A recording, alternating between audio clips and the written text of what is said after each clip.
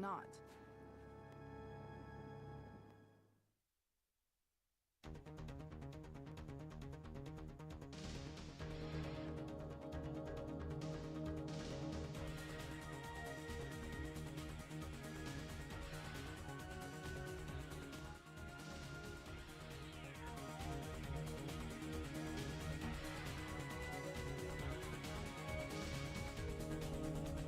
Let me just make sure I'm coming in.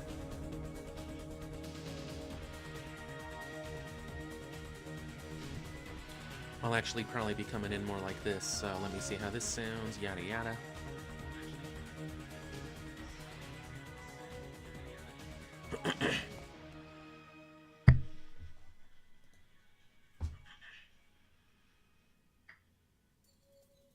Alright, let me do some voice against the music, blah blah blah, playing Syphonfilter.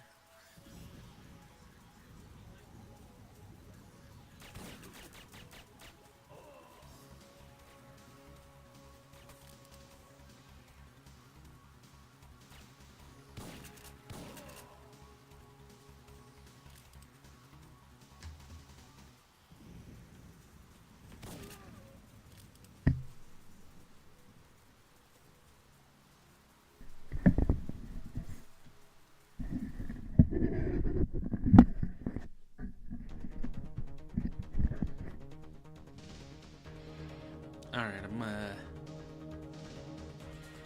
doing a whole bunch of nonsense. So I'm setting some stuff up because I got a lot of equipment that I'm working with right now. And by that I mean I'm using my phone's camera as a hand cam.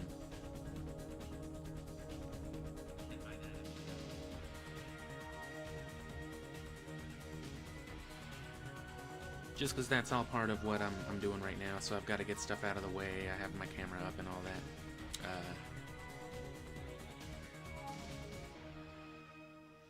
So I'm going to be practicing from like the down up again to get more refinement, because I can do the speed run, I just need to fucking get those times down. Need to whittle it.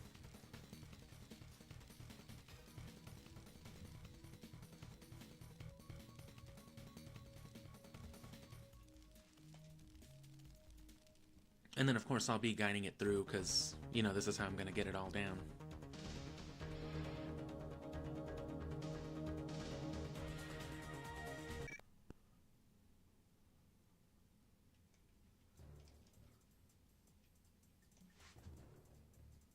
When does the operation begin? Our intelligence within the... I've got an idea. Right.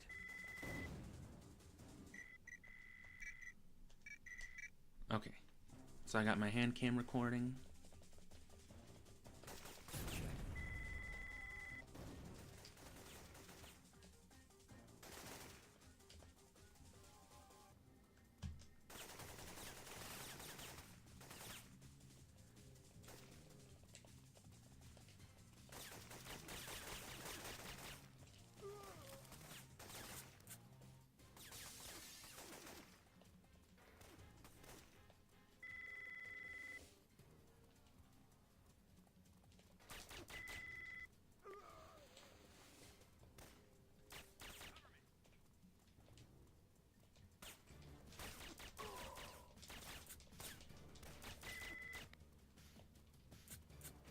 Alright, that could have been better.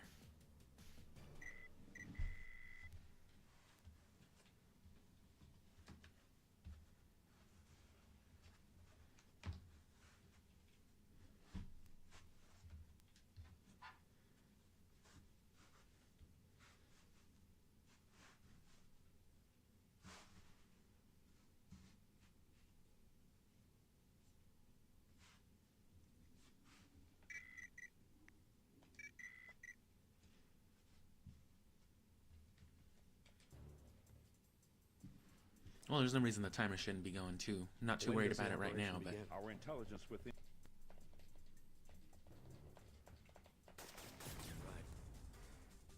Also, I won't be able to really engage with commentary or anything like that since I can't effectively monitor my stream, since I usually do that with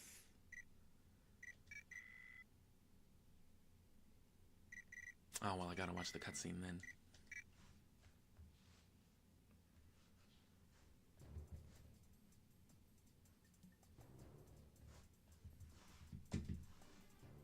When does the operation begin? Our intelligence within the FBI was not clear.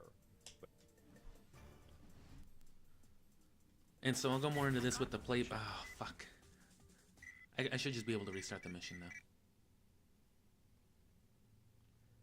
Yeah, you do this just because for whatever reason... When does the operation begin? You can skip this little cutscene right here by watching all of this little intro sequence and then restarting the mission. And while that might seem like it would take a long time, which it does in a speedrun, you know, just on some technicality shit, because you can do that and then quit the game instead of just restarting or selecting mission. And since the speedrun doesn't technically start until you press new game, you know, there's your little technicality right there.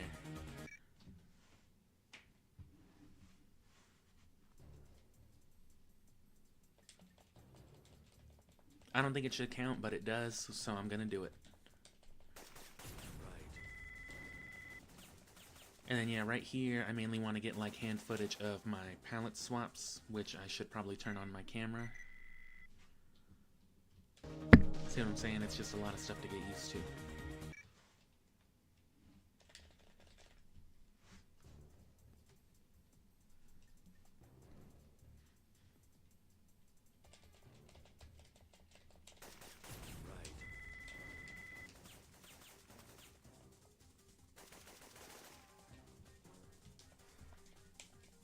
Damn.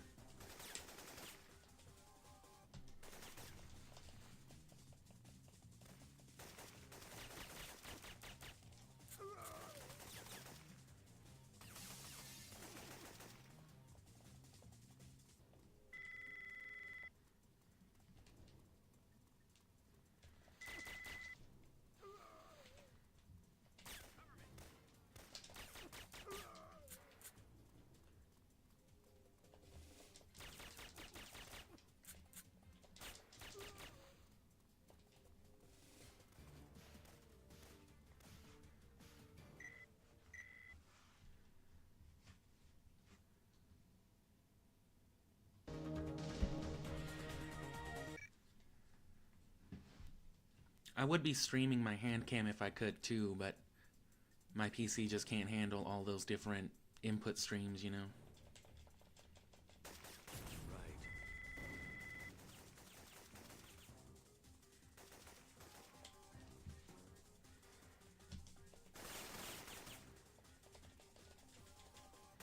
And see right there, not only is that sequence just a lot of stuff right there too, but the palette swap and then the roll right there, that's one of the subtle things I was talking about. More inputs in just a roll than what you might assume. And it's all with its reason.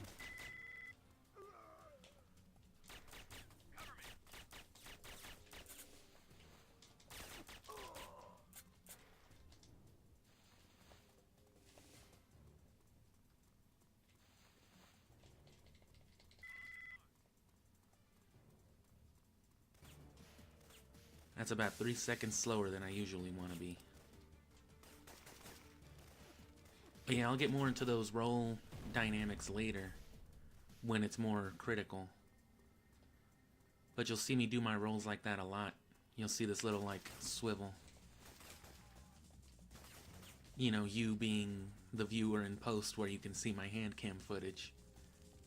You watching the stream right now, I mean, you're kind of fucked. And there's also a lot of stuff that I do with, like, the triggers. I don't like to hold my controller a certain way, but sometimes I need to press buttons. So the kind of walk around you gotta do your controller with some of this shit is, you know, it's kind of impressive to look at.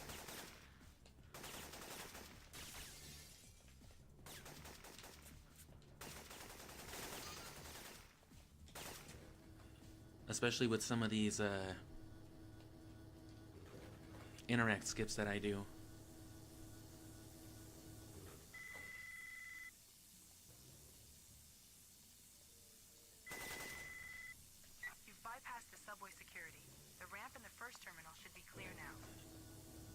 My turnaround on there needs to get better. Damn.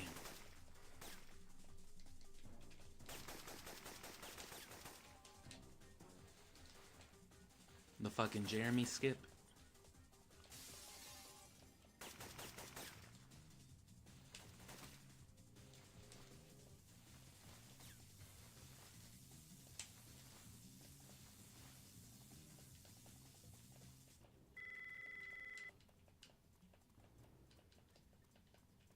And then, yeah, right here, the fucking Hawaiian roll.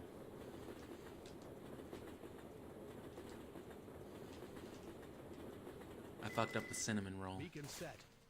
Tell CBDC. That was just a roll into an interact. Copy. They're on their way. Ooh, I fucked that one up too. If I'd done it a little bit later, I could have like speed boosted off the ledge, kinda.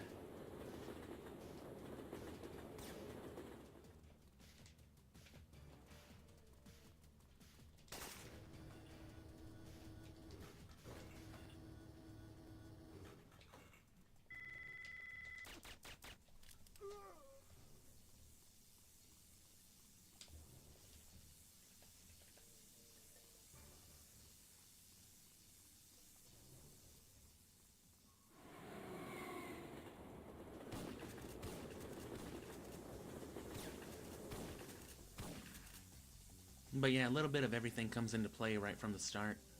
But it's a simple enough stage. Gabe, what's happening? You know, just by design, by nature. I'm setting a beacon. Wait. And I'm just gonna run this first group of stages, everything up to Gerdu a couple of times. Because I'm gonna get this footage, I need to refine it. Gabe, Right.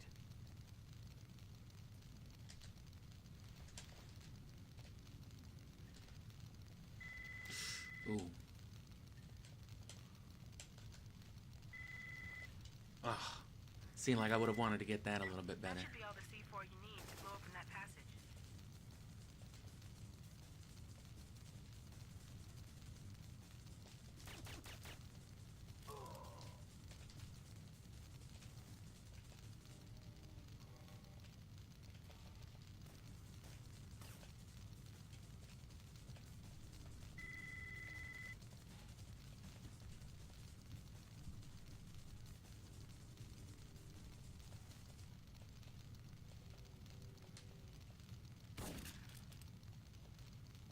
I also gotta manage my hand, you know, for my hand position for good camera angles too.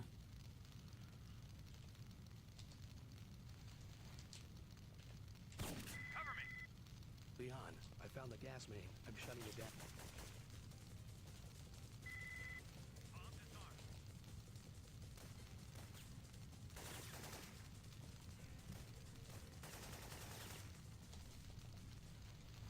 And see, like right there, I took advantage of the fact that I was gonna roll for,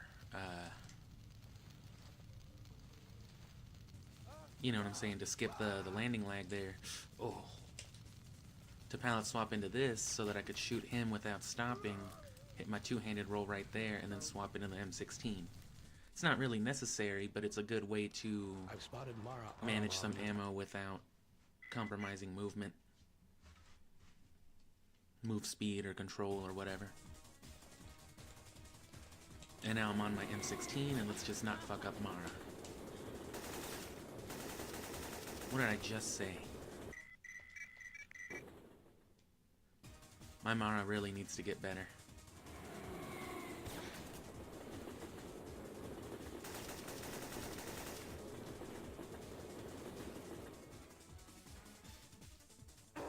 Where's Romer? Where are the other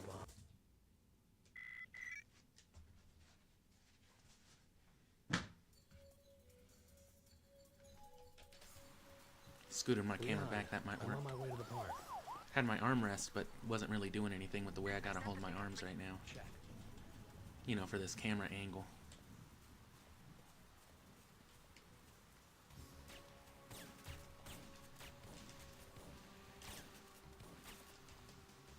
And see, like, that was a move right there. Rolling not only to avoid getting shot, because he will shoot you if you just try to run away from him. And I'm fucking up all these cinnamon rolls, but I'll get it on take 2 when I fuck everything else up.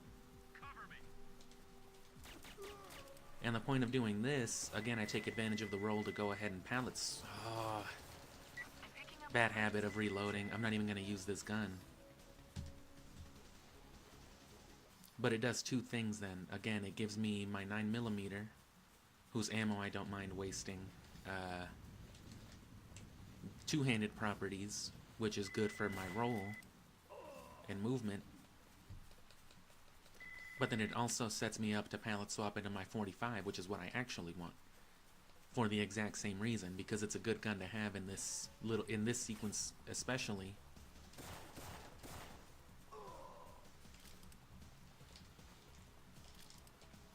CBDC has the signal. They're on their way. Stand by. But you don't want to give up that two-handed running roll.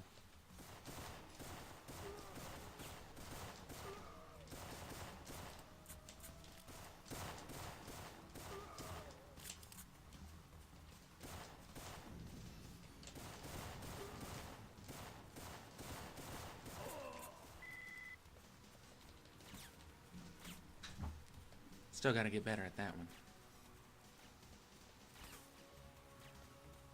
But this is about pretty usual time, getting here at about the 9-minute mark. Just under for me right now, so that's actually alright. As far as the overall run goes, I can do this much faster with, you know, ideal times. Which is what, you know, this tutorial footage will be doing.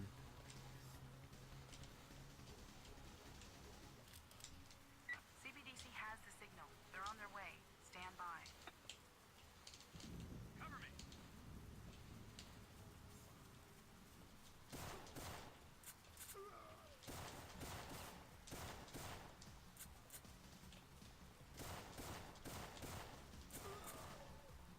Should be good with the 4, yeah. And this should give you some insight into how I'm rolling. Again, once you see the hand footage. They're on their way. Stand by.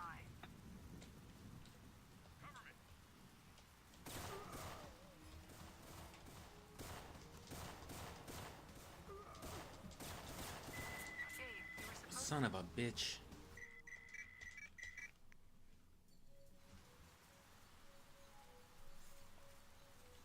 And see, I got a repallet swap.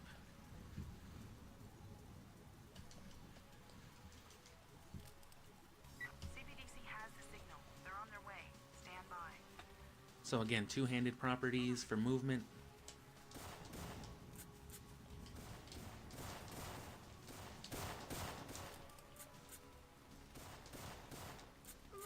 But you get a sick-ass 45 to shoot people with.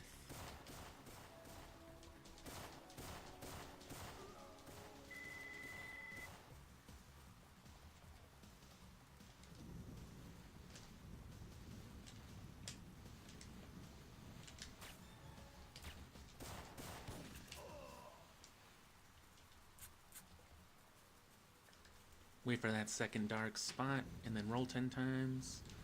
4, 5, 6, 7, 8, 9. Go a little bit down on the 10th.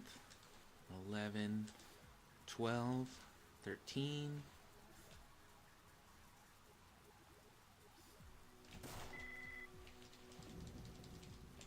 Check.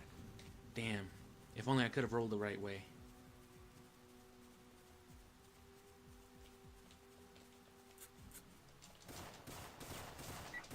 I'm getting interference. You must be right on top of their uplink dish.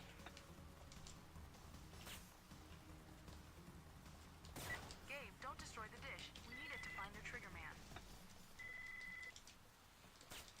Oh shit, okay. At least I didn't die.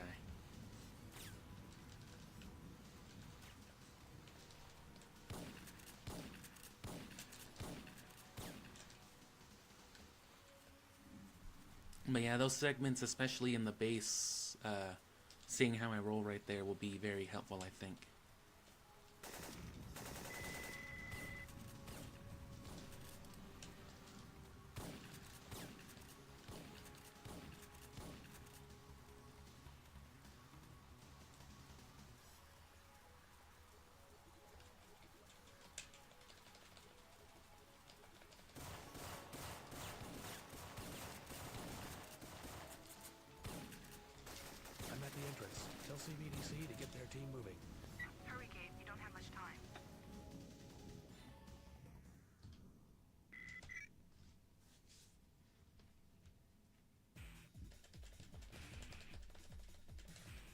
Tonker do? I hope Romer's paying you enough to... Gabe, you do. Right. You can't harm foes. And that was a fucking great Gerdu. Gabe, are you alright? He's finished. I feel like a hand cam in these sorts of cases is better too than just like the input stuff. We've analyzed blood taken from Romer's men. It contains... I may as well get as much of this as I can too. Biggins heading for the. Check. Damn. Yeah, okay.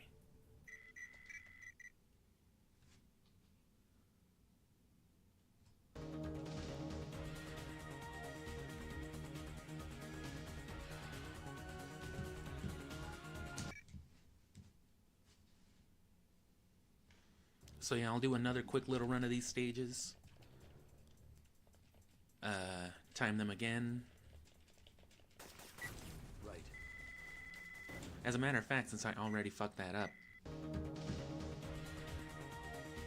let me, first of all, separate my recordings on my hand cam so I'm not just recording a bunch of nonsense wasting space on my phone.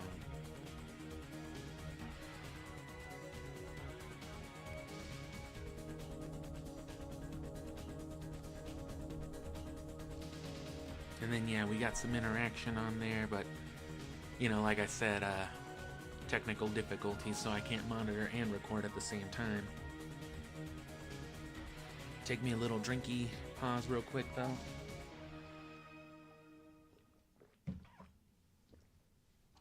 Finish off the rest of my coffee that's already gotten cold.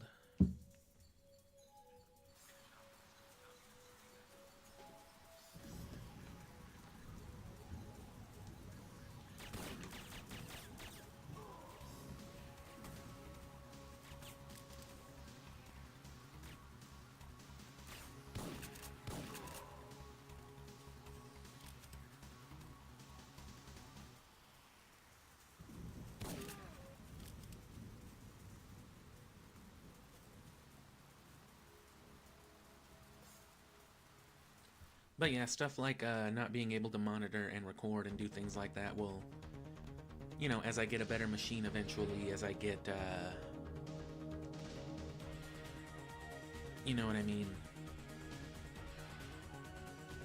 an actual camera for like a face cam and stuff like that, which I'd like to get at some point this year.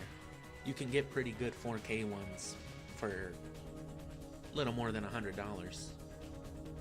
And with a lot of the capture adapters out there, rerouting them into something like a stream is super easy, but again, at a certain point, my computer will also not work. But anyway, I just ran that first group, didn't really save the time because the segments don't matter. I also don't really know how to separate those times, but whatever.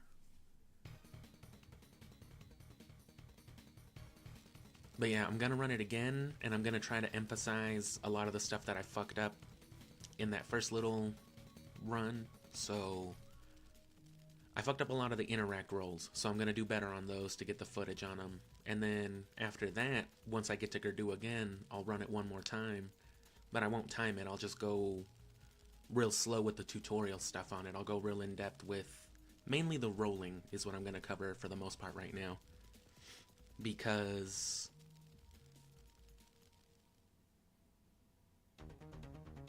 you know, there's a lot. Rolling is very intricate. There's a lot more to it than you might realize. It's not just the kind of roll, whether you're running or standing and where you do it. It's the specific sequence of inputs around it too. Because you can use rolls to cancel landing lag, but there's like discrete, minuscule lag that comes from rolling too that you can also override or ignore. But it all takes like perfectly timed inputs and things like that. Which once you get the hang of them, once you get the rhythm of it, it's not hard. And then, you know, stacking a lot of this logic together is how I've, you know, reworked a lot of like these speedrun levels. In particular, the bass, that the sneaking through it, the fast sneaking, it's critical to saving a good few seconds on there. At least the way I do it.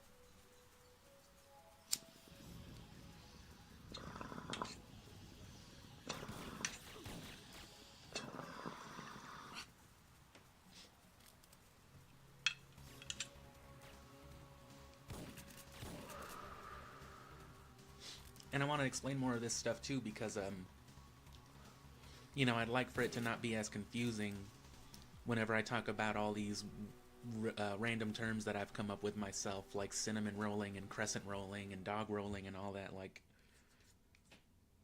I don't want you to just think I'm saying garbage. Like, it's all some shit. And then for the next few days, since I won't really have time to get in depth with the speedrun anyway, I'll take advantage and I'll refine my times in these segments, and then I'll capture more of it. So I'll do more for like the next stage group. I'll do the Dino Expo stuff, and maybe even up to the base, so that I can do a little more together.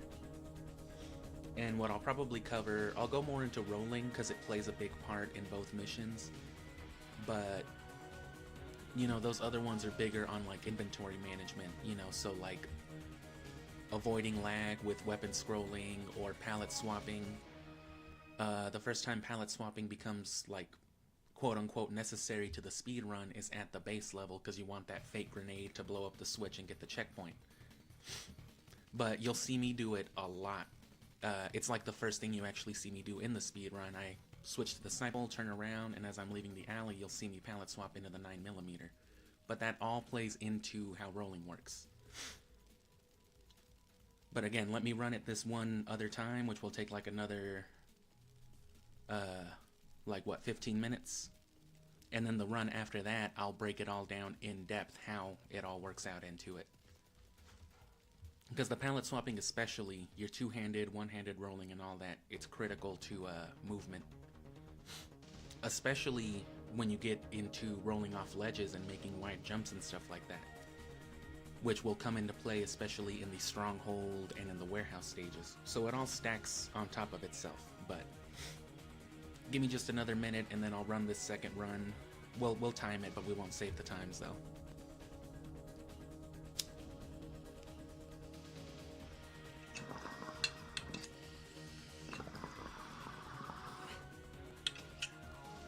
And again, I'm recording the hand cam footage, I just can't stream it with everything else.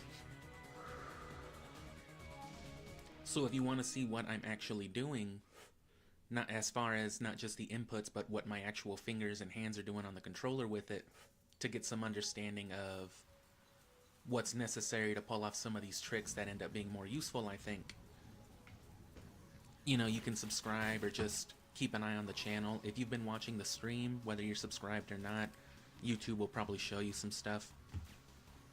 But a lot of people who watch a lot of streams and long-form stuff will tend to avoid short-form content in general, so, you know, one way or the other, you'll see some stuff.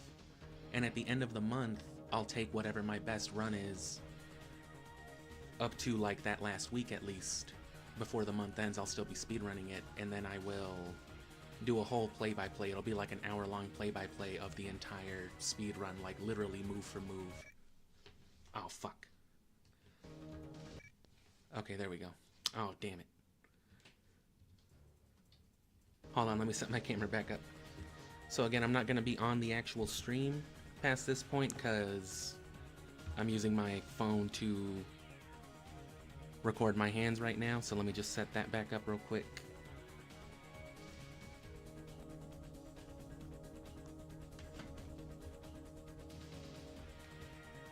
And then...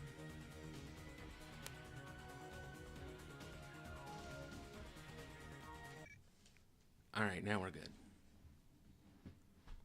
But yeah, you'll see me palette swap a lot. Like I said, it's the first thing you'll see me do right here. Well, like I said, it's all with its reason.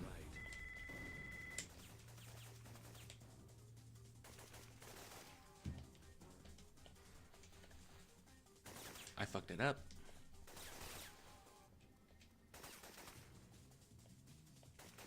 You can palette swap other ways too, it doesn't have to be with a roll, but that's the easiest way to do it. I think if you get used, once you get used to the hand motion, it's not that hard to do.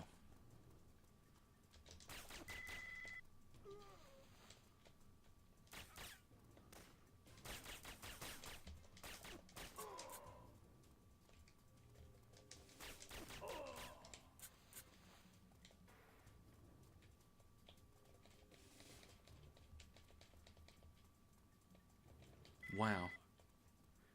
I've been through the glass as fast as like 57.8 seconds, so like almost 10 seconds faster than that. Which that was unusually slow.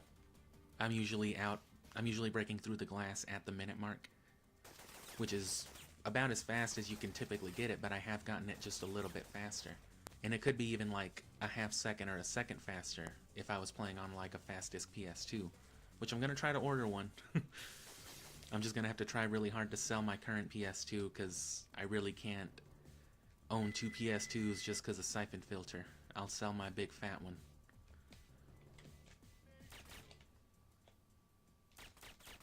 I've taken out Kravitz and destroyed the comm equipment, but I don't see their uplink dead. And I still fuck up the roll after Kravitz. The rolls coming out of those strafed aim views are something I need to practice.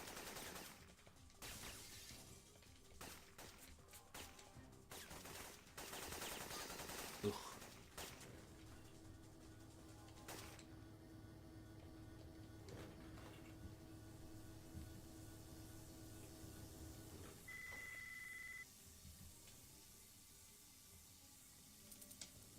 Oh.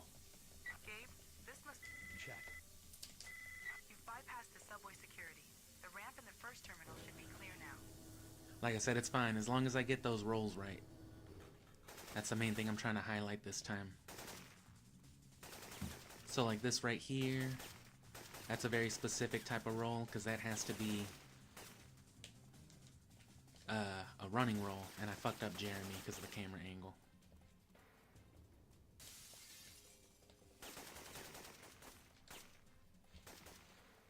Rolling is also a good way to adjust your camera without compromising movement, because it'll force forward. A roll forces max speed forward motion when you're doing a running roll, no matter what. So even if you need to turn to the side, you can turn completely to the side with the D-pad or strafe or whatever. There we... oh, fuck. And that was a perfect dog roll right there. You saw how it basically boosted me to the other end. Beacon set. Tell CBDC I want to do the that Dead's basically guys down every here. time. Copy. They're on their way.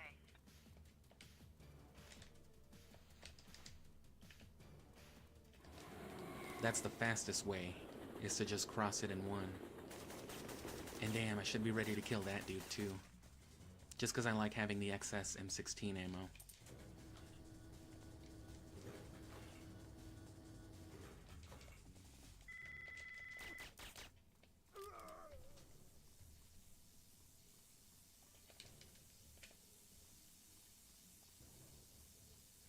And just fucking toe the line. Be careful after the poster, because there's going to be a trash can. So there's the poster, pole, vending machine. Oh, then the trash can. Oh no, then a blank space, then the trash can. I'm lying to you. Then another poster, then the dude. Gabe, what's happening? I also don't think I got that cinnamon roll the right way anyway. I'm setting a beacon. But I'll get it eventually. I'll capture it real clean, like I said, after this run. So like 11 more minutes than an intermission. Check. Oh. Gotta stop fucking that up. Ah. And yeah, it's always a possibility. Fire kills real easy. So the fire skips throughout the game are Right. critical to get.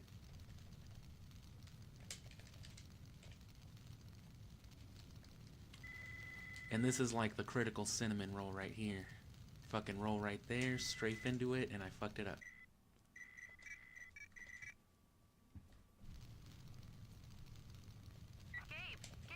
Right. And you're toggling to avoid landing lag right there. Lining it up with like a certain spot on the floor. And then yeah, you're gonna get the C4 right here. That could have been better. That should be all the C4 you need to blow up in that passage. It doesn't really matter if you're one-handed or two-handed here. If you're playing like I do and don't care about, oh fuck, and care about the roll dynamics, the sniper rifle's actually typically better, because it won't reload. You don't have enough ammo to reload it. So. And then of course regular pump action shotguns work 4 interact skips just as well as anything else. M16, whatever. Damn.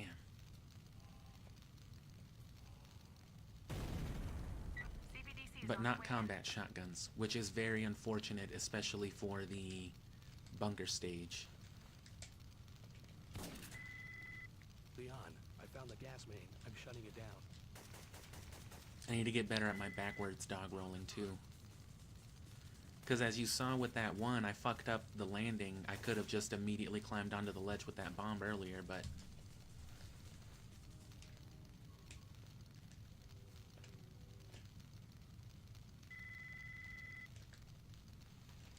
And there's your fucking dog roll. If you'll notice, you can start rolling slightly off the ledge already, and that will give you a significant boost in speed. Yeah. Same thing with a well-timed weapon toggle. If you're kind of like going off the ledge already, it'll keep that momentum and amplify it by like the downward falling momentum. And you can get some distance, but it's riskier, and you have less control, I think, with a weapon toggle than you do with a running roll. Oh. Where's Romer? Where are the other bombs? I was ready to fucking restart at checkpoint. You have no idea. I was about to fucking just... Leon, I'm on my way to the park. Leon, I'm on my way to get cigarettes. I've set the pickup frequency. Check.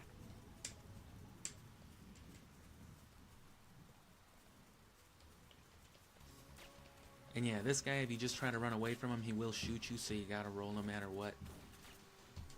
And in one of those, you may as well throw in your pallet swap. And then cinnamon roll. That could have been better too. You can land like right on top of it, and then you'll just get like to where you need to be in front of it. Damn it. Fake shotgun, which is what I call pallet swapping a two-handed weapon into the 45. Because that's basically the power rating of it. Just imagine a faster shotgun that doesn't have to cock in between. And you get your fucking snappy two-handed rolls, which is the whole point of doing this, like I said. And it also makes things more consistent because I never have to worry about like, oh, this one is a one-handed roll, this one is a two-handed roll out the window, you know? I'm always two-handed, so it's just like, shoot. Signal. They're on their way. Stand by. Is that a fucking gap? That's basically the whole mentality, is non-stop movement.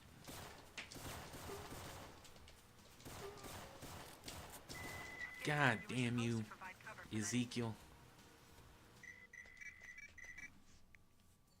This is always this is another one of those critical points.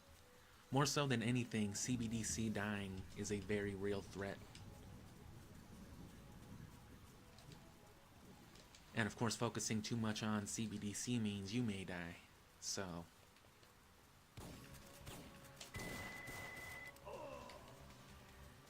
again, there's always the risk of dying at the first fire skip, but it's pretty easy, you know. All the fire skips are once you get them.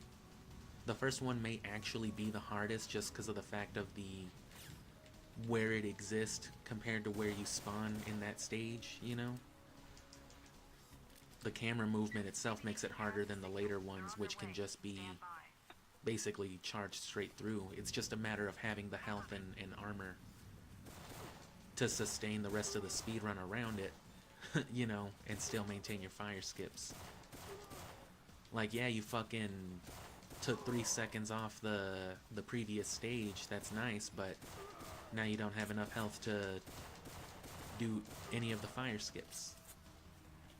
And now that takes 12 seconds longer. Did it not work? I still don't fully understand this one, I guess. I feel like I do, and then I try to do it and it just doesn't work.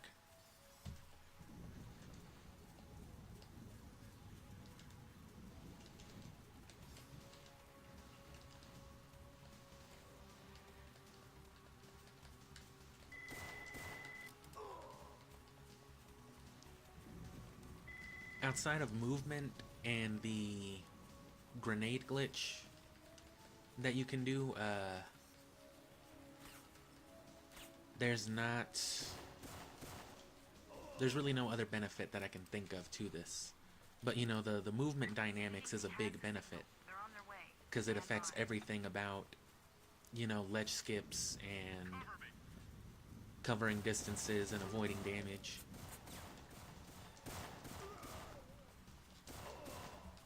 And of course, weapon management, it factors it all in together.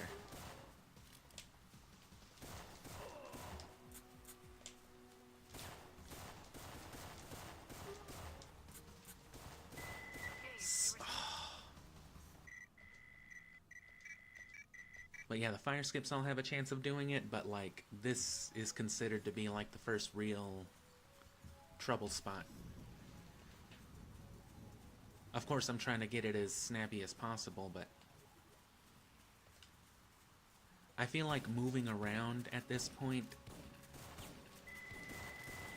at that specific area, I mean, is the fastest way. I'm trying to like force a routine. I'm trying to force a spawn sequence.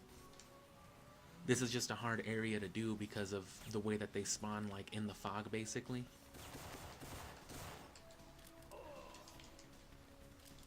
CBDC has the signal. They're on their way. Stand by. Cover me.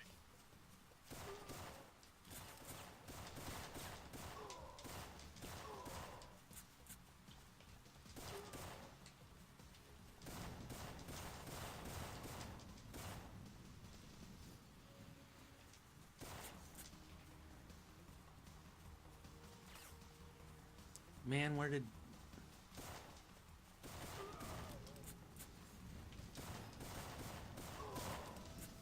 That's gotta be enough. That was like 7 people. Alright.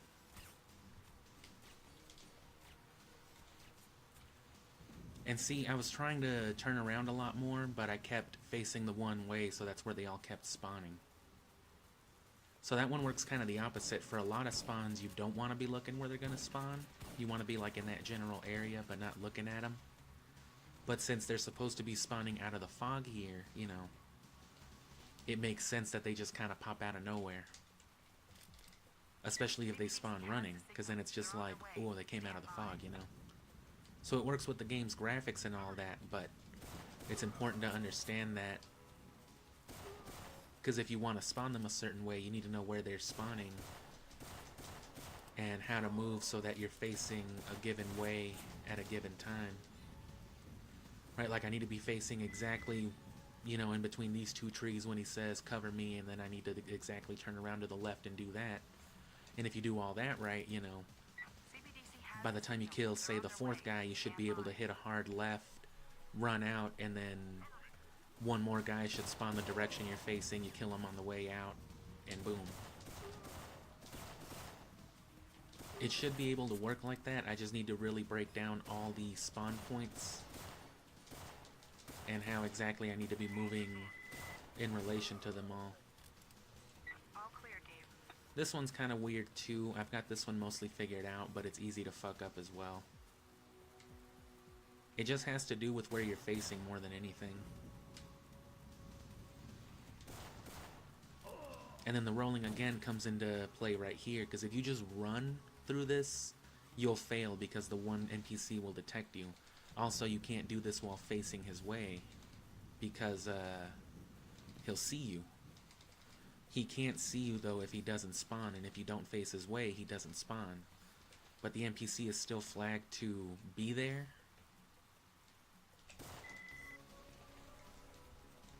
Hell yeah, I'm getting the hang of that one.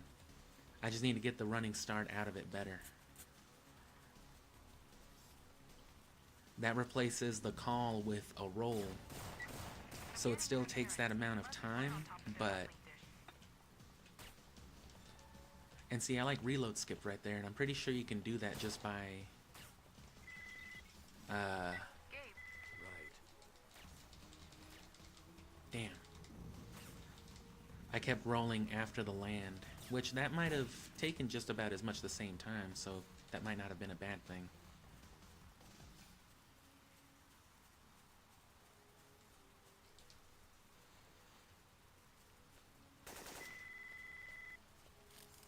Just trust in the headshot right there.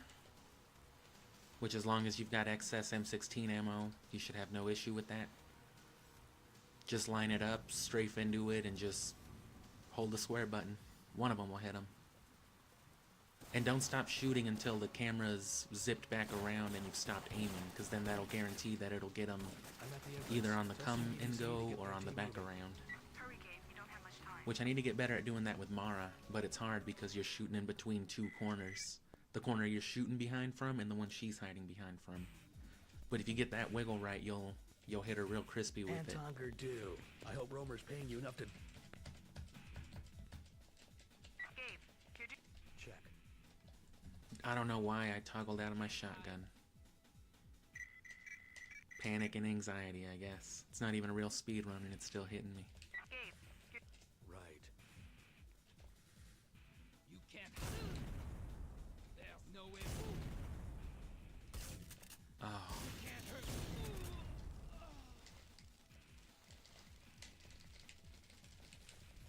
Gabe, are you all right? He's finished, Leon.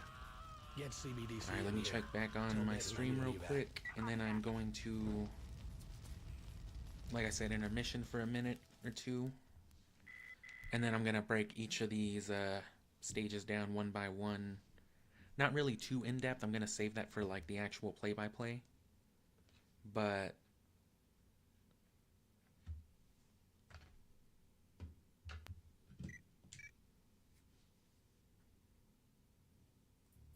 you know, all the stuff that I just covered with the roles, I'm gonna go more into the input of it all.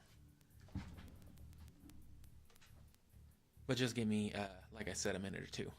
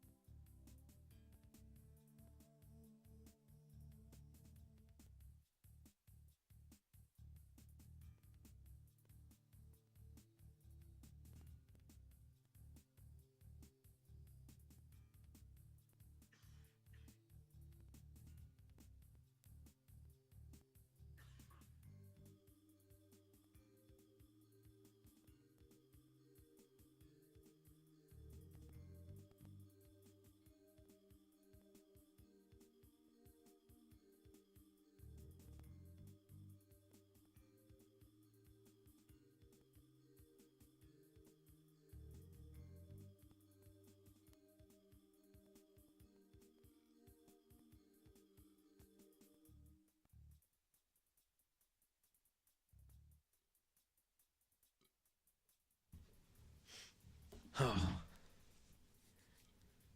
Alright.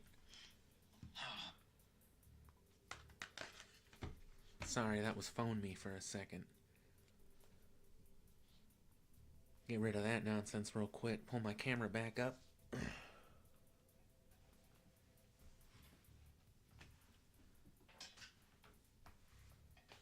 Which my phone is actually dying, so I need to plug it in.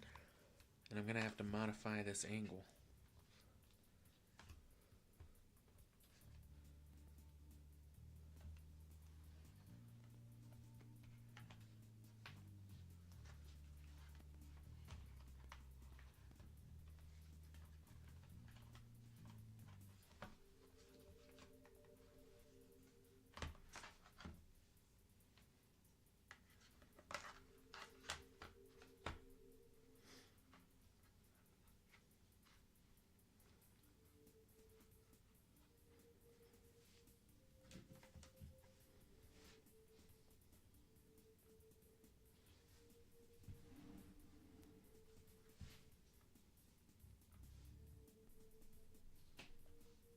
Actually, my phone's own dumbass design. We've analyzed blood taken from Romer's. Biggins heading for the Stonehenge exhibit. Right. Lets me do all kinds of, it actually lets me anchor it on this thing really well, which is already how I was using it. But I've got one of those, Pixel 8 Pro phones. What am I doing?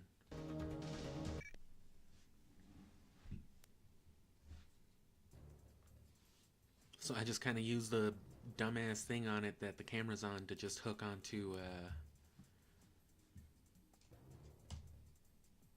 When does the you know, the edge of it, so I can do it while it's charging, which is nice. But anyway, I'm gonna slow it down this time. Got an ID match for Romer on level 1. You know, to explain just a little bit of stuff, break down how the tricks that I'm going over Copy. I'm on my work way. and the benefit of them. But, you know, I'll leave the actual run-specific stuff aside from it. This is just the general usefulness of the tricks. And I'm going to be slowing it down for camera purposes too, but you won't be able to see the camera yet. Right, so like you turn around first and blah blah blah, but that matters more to the actual play-by-play of the speedrun. So like around right here, you'll see me toggle my weapon, which first of all, there's two ways to switch weapons. You can just press select to toggle to the next quote-unquote usable weapon or item in your inventory.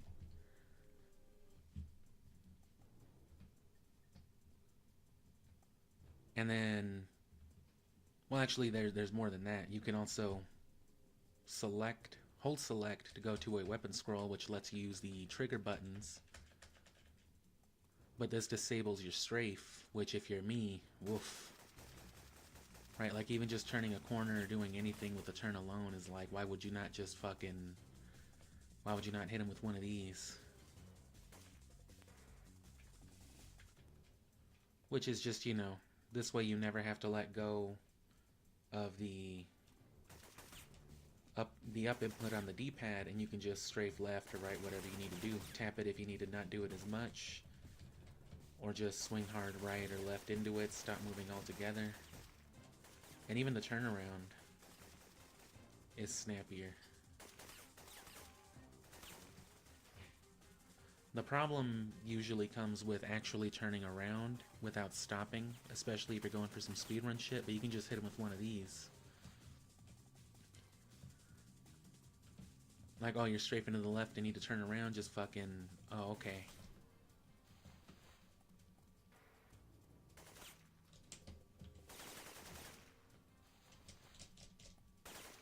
Which the combination of like certain inputs can give you different rolling dynamics. You get these close circles with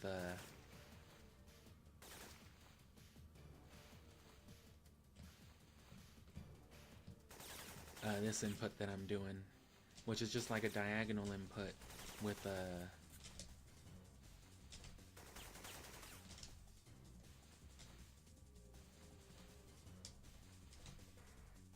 yeah, diagonal input with like the right strafe, and then you can switch it one way or the other, and then you get a different dynamic, but you're still holding the exact same strafe.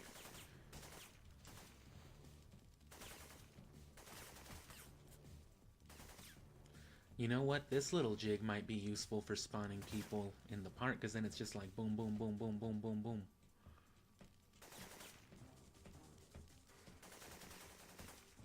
Yeah, that covers a wide area, and that'll spawn like everybody. So if I'm doing it this way,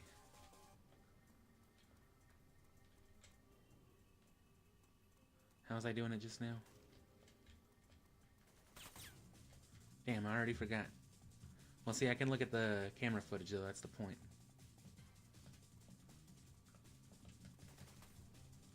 But yeah, stuff like that is real useful. But see, the thing with rolling is that a lot is augmented. So you start off with like your one-handed in this stage. And when you roll with a one-handed, you can see it slows you down just ever so slightly as you go into it. It may not be noticeable, but when you compare it to a two-handed roll, it does become a lot more noticeable.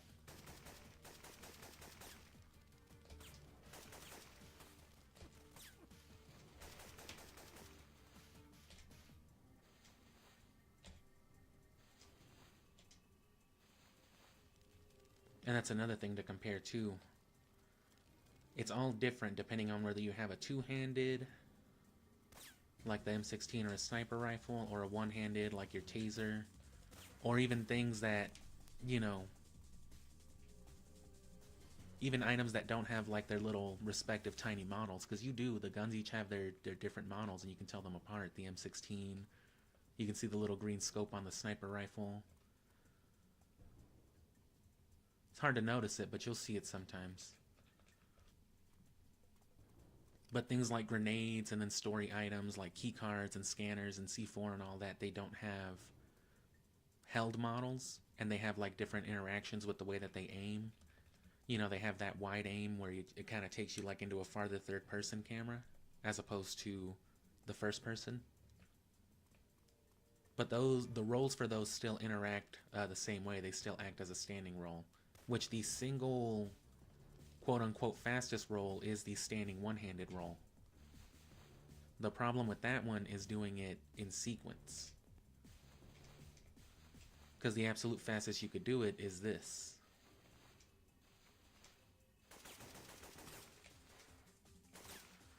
Which compared to a moving roll, I think you get a lot less, you know, area covered.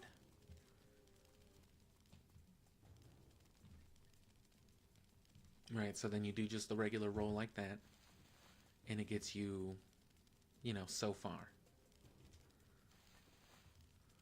Whereas the running roll with the one-handed takes you farther, but it's a slower roll. Which, in general movement, has its own dynamics and consideration. But there's other circumstances, in particular ledges and whatnot. Because you can do stuff like that, but comparatively you can also get about the same distance, which, given that it's a shorter roll, says a lot about the momentum factor, especially, like I said, with ledges, which that plays into a whole separate aspect of, you know, the speed run in its own right. There's certain levels where skipping through gaps or being able to cut through a ledge is more critical than others. As a matter of fact, there is one key aspect here where you can note the difference.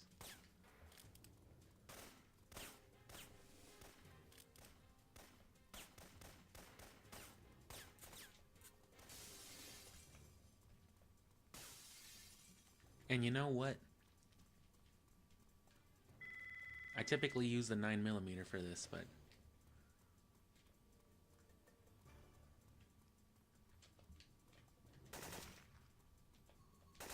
I've taken out Kravitz and destroyed the comm equipment, but I don't see their uplink dish. I'll trace it. this would leave me with 9, typically. Which, if I were to do that, it would be critical on the way out to hit the pallet swap again, so probably here.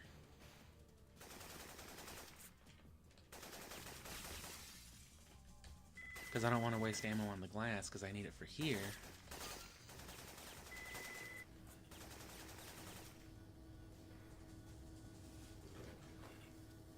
It's not unusual for me to have at least like 2 to 5 bullets at this point, but then I'll lose most of them here. You've bypassed the subway So I probably security. want to stick with the 9mm. Clear now. You know, just to conserve the ammo, because I really like being able to spam it for Mara. It just makes it safer and easier. So like this little let's jump right here. Oh, see, and Jeremy spawned. So he's flagged right there, but he won't like blip on the radar, which does change dynamics of how like the NPC will work. And so that's another one of those things where like sequencing and angling and all that is important, because you usually want to come at this angle so that you don't look at him. And even if you turn, you don't really want to be more like that, because once you look this way, he's like more flagged to respond, because you're looking at the area that he's, you know, conjoined to, I guess. And if you do that, he comes out whenever you drop. Which, you know, makes it very easy for you to get stuck right here. But that's more into like camera angles and NPC spawns, which I'll have a separate session for that probably. For here, it's more about the rolls and things like that, because as you can see, even in a ledge drop like this, there's minor lag. You see that little stutter as he's resetting from the falling position, or more like the falling status to the grounded status. And that's the whole point of the interactions this way. You can skip it with a well-timed... You can't really skip it, but you can save a little time on it by landing it with an aim, but it's really inconsistent. An easier way to do it is to just toggle onto something else, or to roll out of it, but in this case, this is a little too narrow, so you don't really want to do that. But that's why you'll see me, you know, if I'm palette swapped out of this, I have my two-handed, but what that lets me do is it lets me just snap up here real quick. And if you're shooting, that should be able to eliminate some of it. But it's got to be a well-timed shot, I guess. I guess it's not impossible to... Oh no, and see, that takes way too long. And that's why you don't want to do that. You can't even interact with the ledge. So you want to be able to get it. And see and even coming out of a roll, it takes too long to shoot.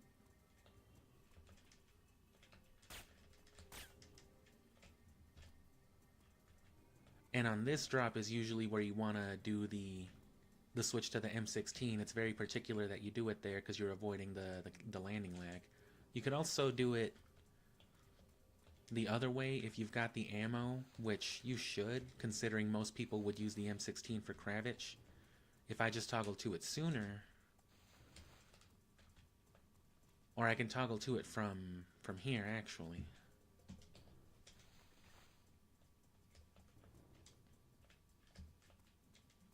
Oh yeah, but as we covered, that still takes too long. So that's typically the reason you want to do it here. Because if you toggle it on this drop, you'll have more than enough time before you hit that threshold right there, and then you hit your interact skip. But as for the roll through it, it's just... The game has like some input lag reading, but even the lag itself can be overridden with other commands. So I find that it's easier to do a crouch input real quick and then go into a running roll. Because if you just go into a running roll, it might not always read it. It might just still detect you as standing by the time you're, you know, inputting the D-pad and inputting the roll. It'll detect you as standing still, and you might just do a standing roll. It might mess up the rhythm. But if you hit it like at a strafing angle like that, that tends to work.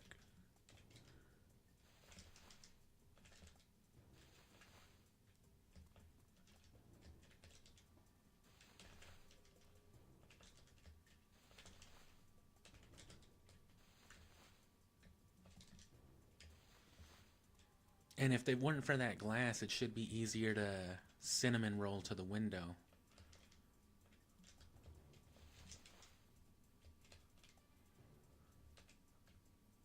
I guess I've never practiced doing that as much.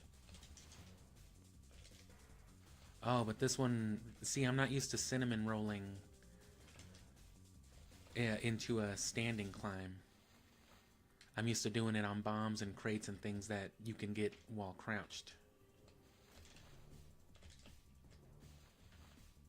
So that's going to be kind of a troublesome input for me.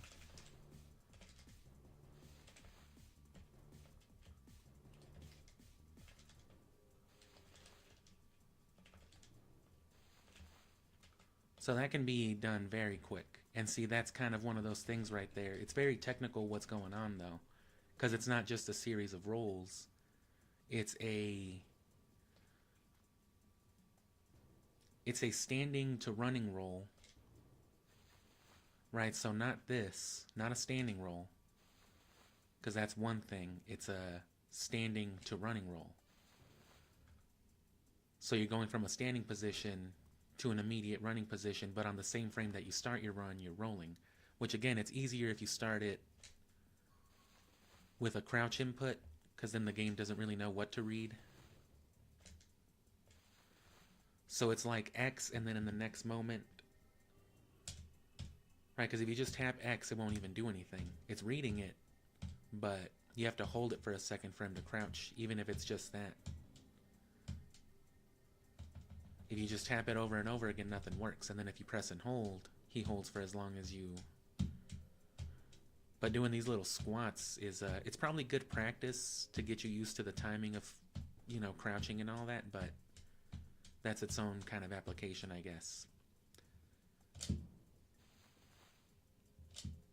But yeah, if you just do a quick 1-2, like a rollover into the roll instead of just pressing it, and then just make sure you're holding forward at the same time. You can be holding forward first. You can press forward at the same time you press X, or at the same time you press circle. It doesn't matter. Just make sure you press X first. So it can be forward X, it can be press forward X and then hold forward into the roll, or you can press X and then do your forward roll at the same time. You get the same input either way. So it's a notable difference because you're not getting, again, a standing roll. You're getting a running roll, but from a standing position.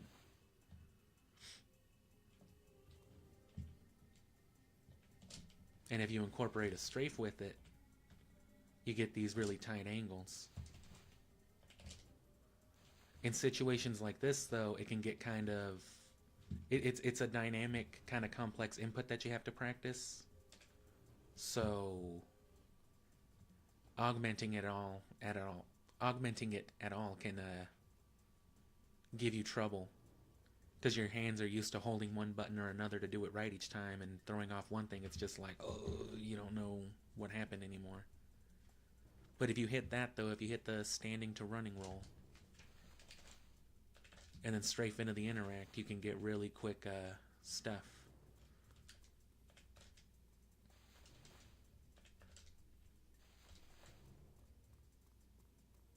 So that's the first instance where really good rolling can save you, like, you know, those milliseconds which add up during the run.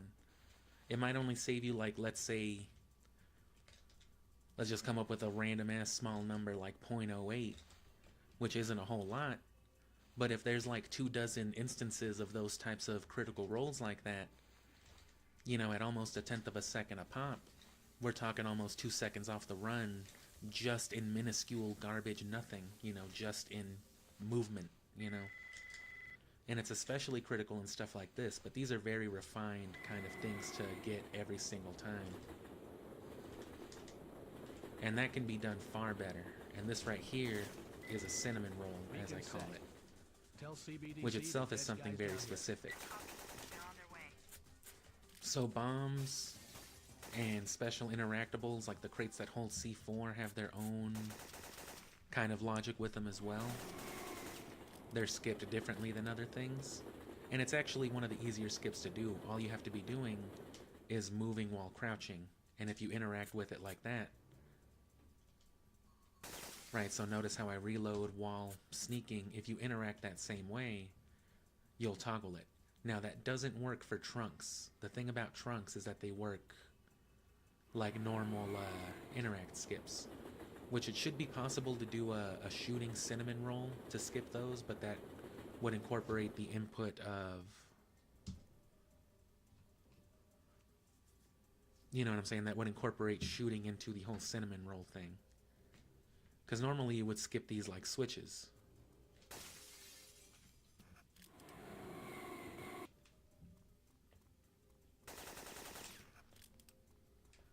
But see, to avoid even the crouching mechanic, you could go into it. Oh, fuck. Hold on, my emulator stinks.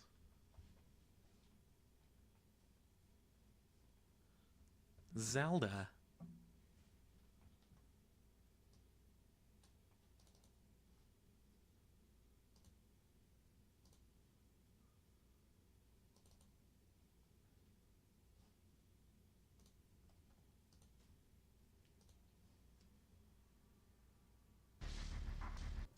Okay. But yeah, incorporating the rolling stuff, or sneaking, Oh, that's gonna be hard.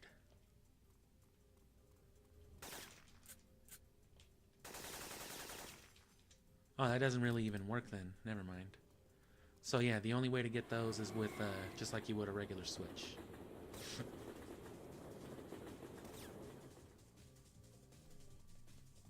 But as for the bombs and such... And see, I did a little spinaroonie right there.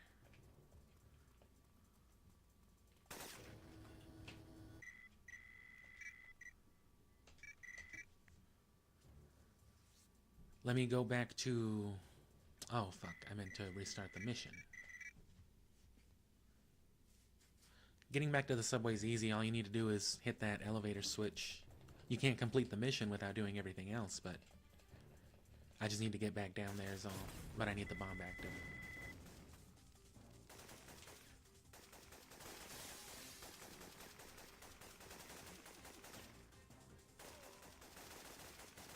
Actually, no. At this point, I may as well just go into the park stage.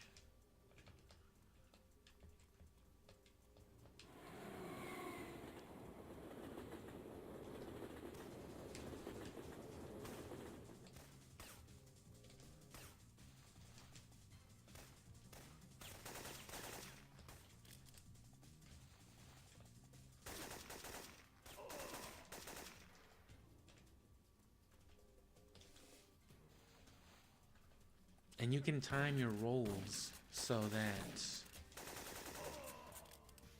you can get really good, like, range with them, going off of a ledge with the momentum, but it can be hard to time, because you're basically doing it off the ledge already.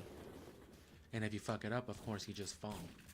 You lose the distance, you get the falling lag. It's just bad all the way around.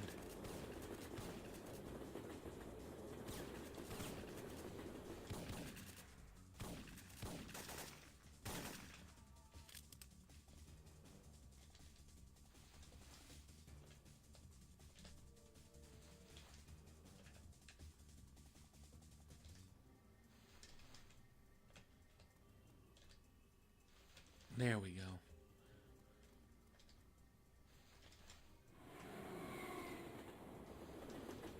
It's got to do something with the angle you come at. It's really only possible with strafing. You want to be only strafing when you roll off of it. But then you can readjust immediately after. You'll get the strafing momentum. Which strafe boosting and all that stuff is something else I'll cover.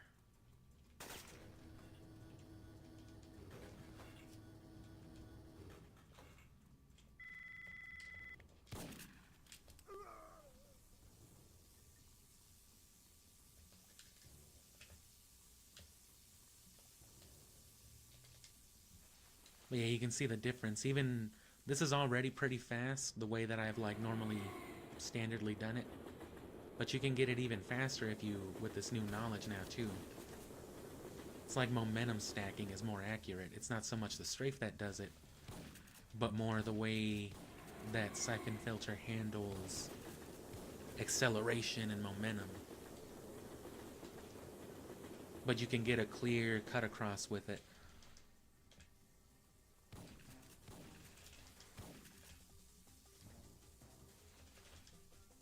I just gotta stick the landing with it is all.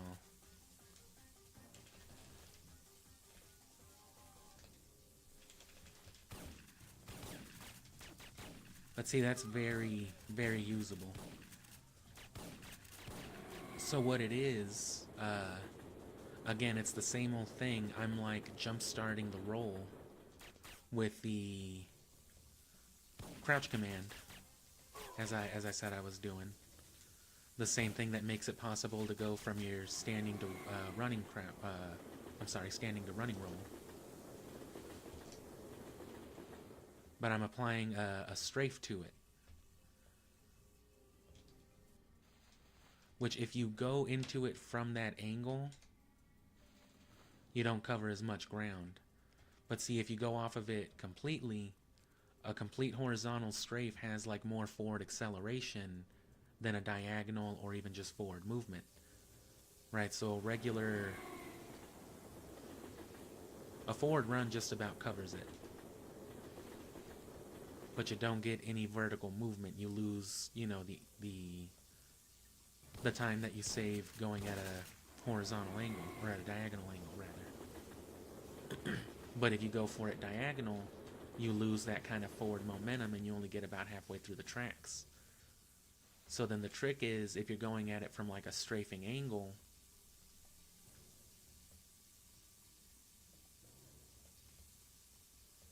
the fuck is that? Oh, did they close the door on me?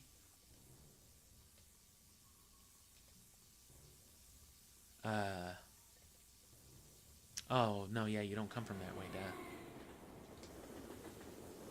No, yeah, but if you're going at it from a strafing angle because you want to hit it at that corner, what you're going to be doing then is you go at it from the strafe, and then right before you cut the diagonal strafe short, like at the ledge, and then you strafe. But then see, you still, of course, lose that momentum. Or not the momentum, but you lose the diagonal angle. And again, even when you do it really, really good, like I just did, that's the best you can get, is still a little bit short. So to get the best of both worlds, you cut it short right here, and then you roll into the strafe like you saw me do. But then right as you're rolling off, basically as soon as the roll starts, you gotta trust in it. But if you did it right, you'll keep that strafing momentum, but then you'll force the diagonal angle. And so you'll get something that looks more like this. And you see how I was even able to readjust it there to not lose any distance. You know, the wasted distance that would have just come from rolling against the wall, I changed into a forward angle.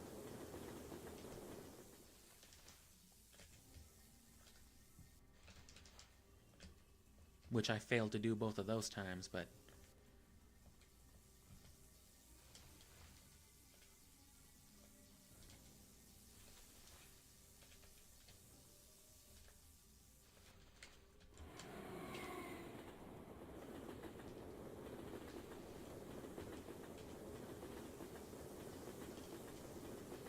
And yeah, very notable difference once you factor it all in together. And yeah, there you go. You can correct your angle with a combination of like wiggling the D-pad, or, you know, incorporating strafing movements into that. And again, remember that forwarding always... Rolling will keep whatever momentum, so that's another factor too. It stacks those momentums together, the diagonal movement, the falling acceleration, and then the minor speed boost from rolling itself, you know, because it's got to start that momentum, and then it'll just maintain it all together once it stacks it. And if you do it right, you can abuse it and, you know, get those really wide dog rolls, I call them.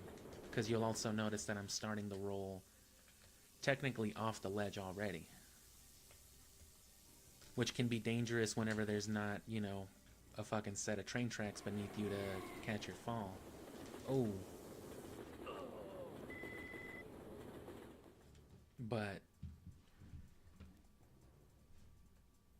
So altogether, it's a combination of the jump starting, which is, you know, using like a crouch or similar input tap that is non-consequential, something that won't affect your movement, something that won't waste your ammo, to, you know, you're basically starting one input just so you can override it with something else. So basically every time you've seen me roll, even when I just play Syphonfilter normally because I've gotten so used to it, I'm always doing this back and forth motion. I'm always crouching and then sticking the landing with another crouch because it overrides that lag in the same way. And that's integral into and that's what you would call a Hawaiian roll, is just when you stick that landing to avoid the lag. And then if you do that continuously, it's called, or I call it at least, a crescent roll, which doesn't look very different from your standard running roll. But if you'll notice, whenever I just roll normally, right, just me mashing the circle button and forward input the way that you would, it might not seem very different, but it's very discrete, the difference in jump starting it. The difference that it makes is that it starts the momentum a little faster. You get that little frame, but you move during it. during your little reset frame. And another property of this, because you're overriding specifically the landing lag with a sneak input that is then being overridden itself with another roll, because all rolls count as a form of sneaking, like I said,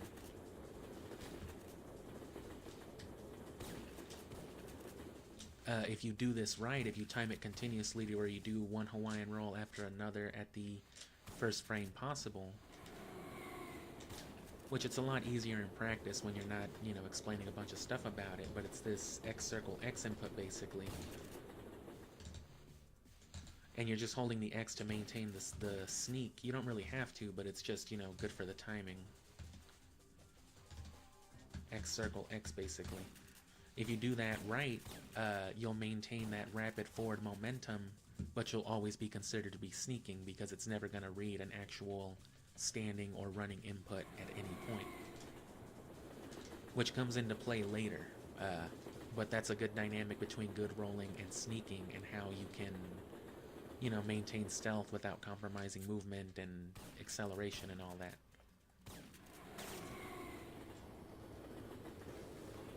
And again, in other stages in particular, that stuff comes more handy. The Hawaiian roll is especially good to learn and get the hang of, you know, in segments like this where you're going to be going up and down ledges a lot. If there's any kind of lag that you want to bypass by rolling, you want to be able to stick the landing every time. And then depending on what you're doing, it might just be faster to... Gabe, you have to go back. Oh yeah, that's right. It's alright, I got the level code.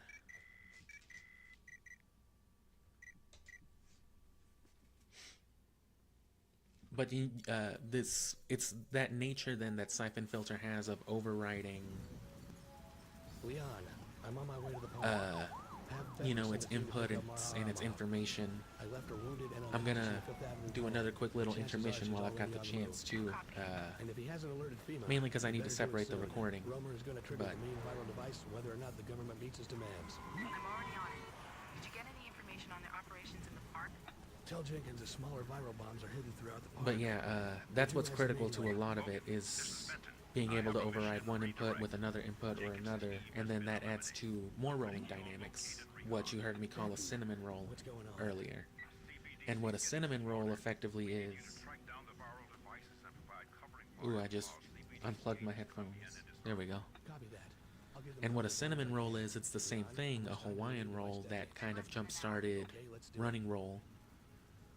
But you're sticking the landing, but instead of sticking the landing and then releasing it back into your run into another input, you're holding it so that you maintain a crouch, and then you're using a crouching interact, what you would call a dog walk. Or what other people have called. I don't know if I've heard people use Hawaiian roll before. I might have heard that from somebody else. I might not have. I haven't heard all the other ones, that's for sure. And dog walking, I'm pretty sure I heard that from somebody else too. It's probably, I think that's like a community term. So right here. So normally, you know, with a bomb interaction, you get this. You gotta crouch down, you gotta fucking... and then you stand back up and you're good. The standard way to avoid that, like I said, is to go into it while crouching. If you do it in movement and interact with it, you get this funny little jig. CBDC has the signal. They're on their way. Stand by. Which itself bypasses, right, you go straight into the interact as soon as the cutscene starts. You don't have to crouch. It's just the time that it takes. It's as if you would be kneeling, but then it lets you come out of it in movement too, which when paired with your, well, you don't come out of it in movement, but it's very easy with the jump starting trick then to do something like that. See, that's a standing roll out of there. I fucked that up.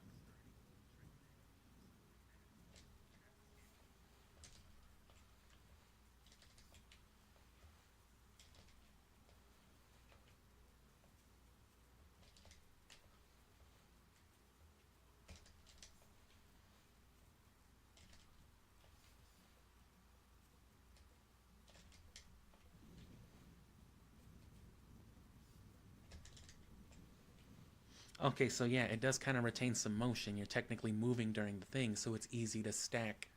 You know, again, it's easy to crescent roll out of it. So it's hard to do like a standing running out of this without getting like a little jump start, which I know seems inconsequential, but compared to the basically guaranteed ability to do it right out of it without any adjustment, you know, it is slower. But that's the aspect of it basically then. It saves you the time to crouch, which again seems negligible until you consider how many times you're doing that throughout the game. And then again, it gives you movement dynamics that let you snap roll or do whatever out of it. So all useful stuff. But then, again, you can pair that then, right? You can get it, you can time it to where you can get it right out of a run, like so. Which works itself. It kind of forces you into a crouch while you're still standing and running. But depending on the situation, it's not only easier, like input and timing wise, to stack it on top of a Hawaiian roll or a crescent roll, effectively having it work the exact same way, but it also saves you time in the long run, because then instead of having to do all that, instead of even having to get in front of it and land, whenever you come from this jump right here, you can literally just roll on top of it with the knowledge of where it is, and you can cinnamon roll with it. As long as you're hard strafing, it'll basically force your interactable range to what is all around you. More of like a 180 cone versus like a 90-degree cone that you usually have for like vision and interacting.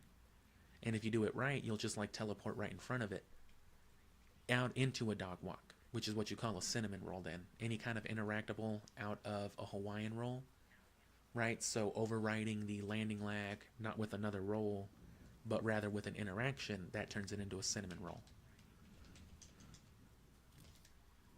CBDC has the signal. They're on their way. Stand by. And during that little phase, you're at the mercy of the timer, but, you know.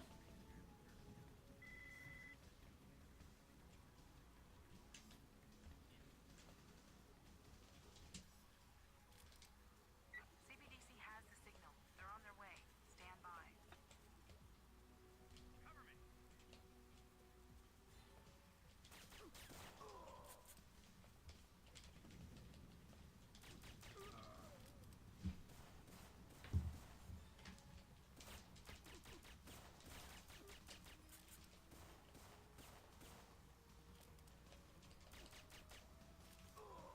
So yeah, I'll probably go over that and then record more refined footage, because that's about as in-depth as I can get to it for now, without, you know, post-production shit. All clear, Gabe.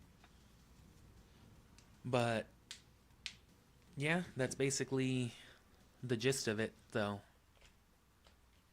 It's more about, you know, the usefulness of rolling in a speedrun beyond the specific routine stuff, right, where it's necessary for a skip, or, you know, beyond even just canceling lag for coming down ledges and things like that.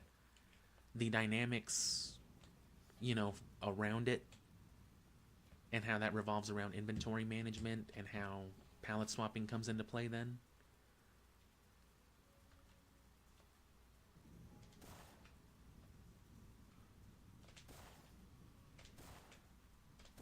Oh my god, Gabe. You killed a CBDC agent.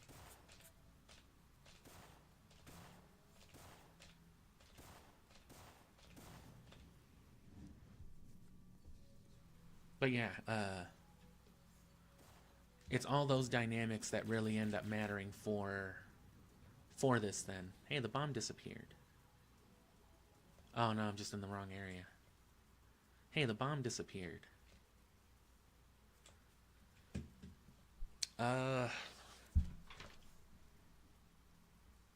Whoops.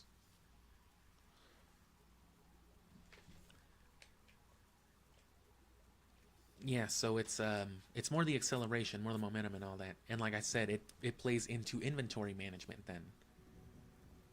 If you are fond of a certain weapon, if you're just better, you know, or more consistent with a certain weapon, or if you're trying to save, you know, your M16 ammo or whatever else. So you run around with the 45, but it's harder to run around with the 45 because then you want to roll, because then you don't want to roll as much because you know it slows you down. And then, you know, if you want these distance rolls while holding this weapon, you gotta like stop and coordinate a thing and then do whatever and then swap into whatever else. However many toggles away. It might not, especially when like interact skipping comes into play, it may not correct or mitigate too much in that regard. You'll still always have to switch back to the weapon that you can interact skip with, your automatic rifle or a shotgun or whatever else. But again, not a combat, which is irritating,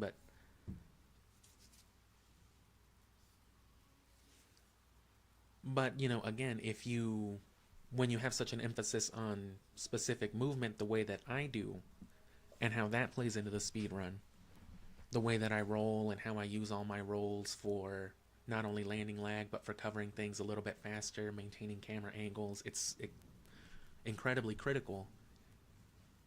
For that reason, I like to roll a lot for camera management, for danger and evasion and things like that, all without compromising speed. And even maintaining stealth in certain parts. It's important. It's downright necessary that I palette swap. Because, you know, I don't want to be running around with a sniper, and I can't waste all my M16 and shotgun ammo. Not only is there not as much of it, so I'm going to have to eventually switch to another weapon anyway, but it's critical that I have those ammunitions, you know, for the right thing. So being able to go to an M16 or my sniper rifle or whatever, and then with its two-handed running and rolling properties that I implement for everything from general movement, like I said, to fucking funky shit like that, you know, these distance rolls and things like that, which you wouldn't be able to do with a one-handed weapon. It's nice to know that I can palette swap it into this. It seems like just a neat little trick, like, oh, that's a nice little thing you can do, but what's the point of it? Well, there you go. Movement and rolling dynamics. And for someone like me, that's absolutely everything. And it opens the door to so much stuff. If I wasn't so insistent on this, I wouldn't, you know, understand how good you can sneak around people. No one even detected me right there, and I haven't lost any movement.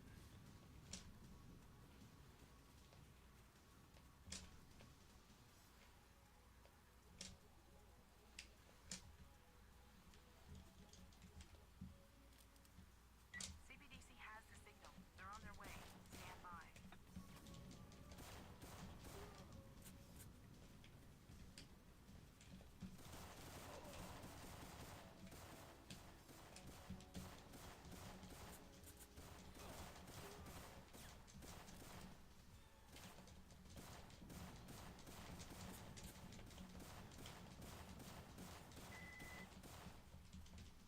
All right.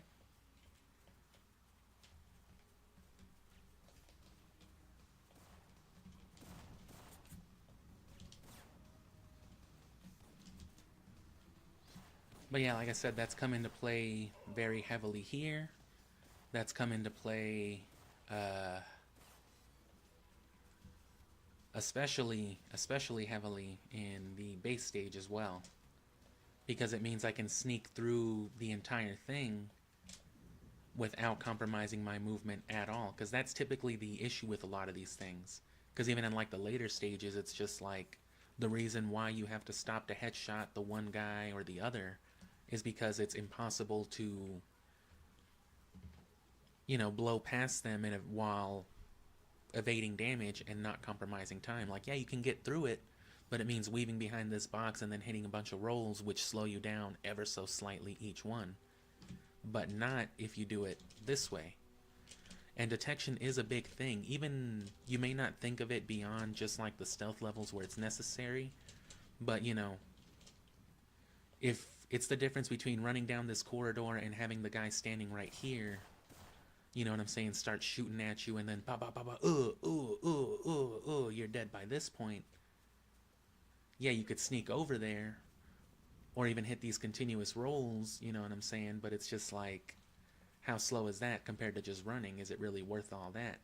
Well, that's the beauty of this little strategy, is that that would be a sneak right there. You might tap his fucking shoulder as you're doing that, but by the time he starts shooting, by the time the danger meter gets anywhere near an actual threat level, it doesn't matter. You've already rolled past it. And if they're looking one way or another, or if they give you just enough wiggle room in this corner to not touch them, then it's possible to just avoid damage at all. And it's little things like that that can save you another couple seconds, or that can optimize the whole speed run. Right? If there's like a whole ass detour that you take so that you can have more machine gun ammo for that one part where you need to headshot 6 people, because you can't just run past them without being detected and getting killed automatically, there's your answer right there. That solves so much, you know? And it's important to have the whole speedrun done, which is why I've gone through the trouble of completing the speedrun a couple of times already, even if it's been, you know, fucking 2 hours for each one.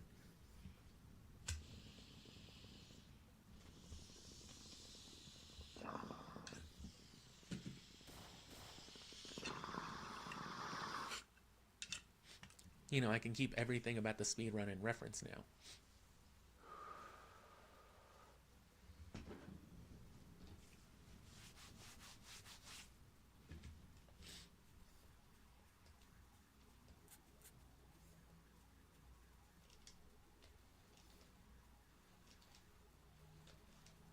And as for the rolling and ledge stuff, like I said, that's about the bulk of it.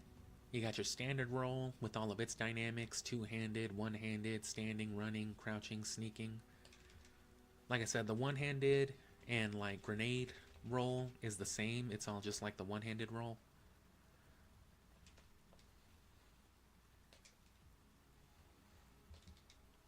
And you get really slow movement with that, which is part of why palette swapping is such a big thing, which you can also do with a roll.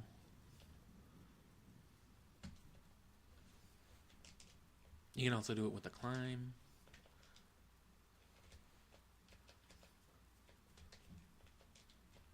Which that comes more in handy for like the stronghold.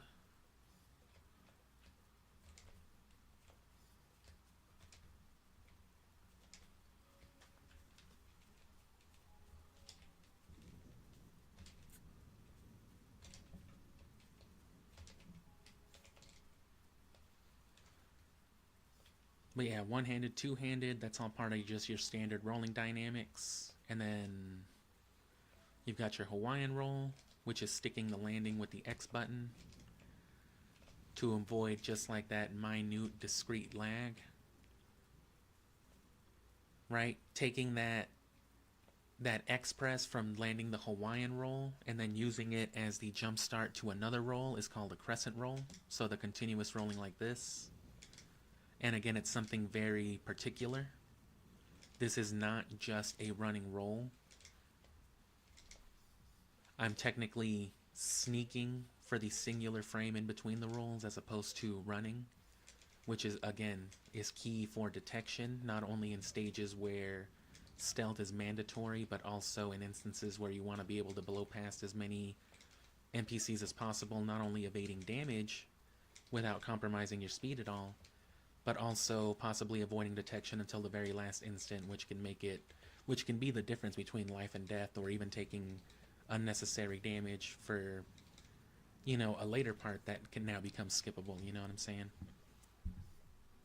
So that's the big one, and it's very easy to do.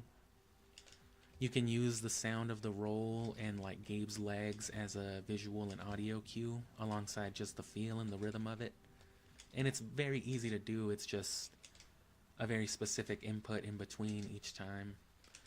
It's a crouch into a roll. Again, not a standing roll, not a standard running roll, but a standing to crouching roll. It's the same thing as this. The sneaking to running roll is probably the best example of it. There's really no usefulness in a speedrun because you never want to be sneaking like this. But if you want to run right out of it, if you roll right out of it, you know what I'm saying? Like release the input as opposed to holding on to it, there's a distinct difference. If you hold on to it, you'll see that it returns you to a neutral crouching stance, and then it forces the roll. So it's the same roll whether you're moving or not. But if you let go of the X input, of the crouch input, at the same time that you roll, instead of holding on to it and pressing it, you get a standing roll.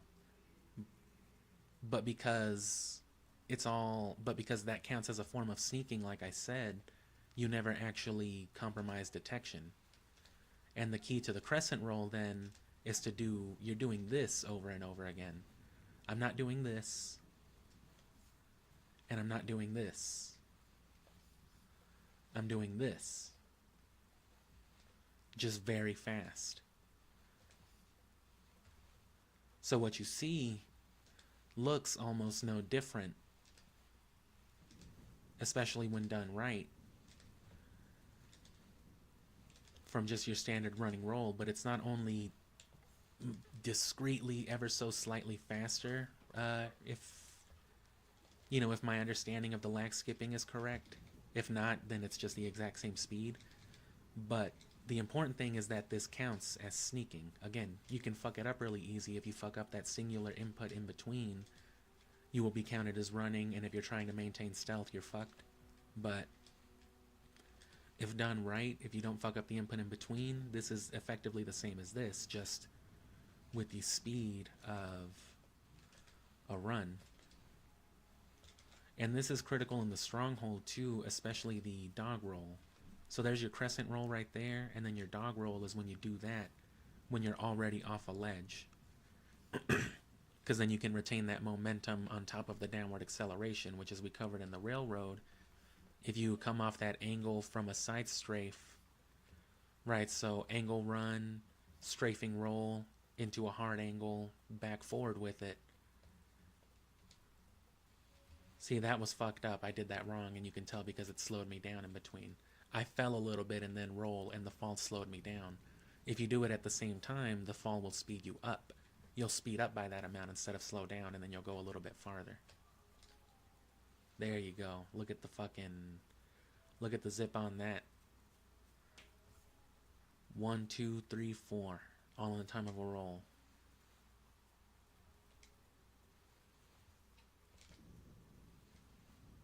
And see, you even get a little bit more distance compared to a straight running roll at that diagonal angle. So it's totally worth it. And like I said, on the stronghold, that lets you fucking like jump from them boxes during that one segment before the final doctor headshot on the first stage. It's all critical. So Hawaiian roll, crescent roll, dog roll, and cinnamon roll. Which a cinnamon roll can be used on bombs, but basically it's the same thing, right, as a Hawaiian roll, crescent roll, but instead of you're replacing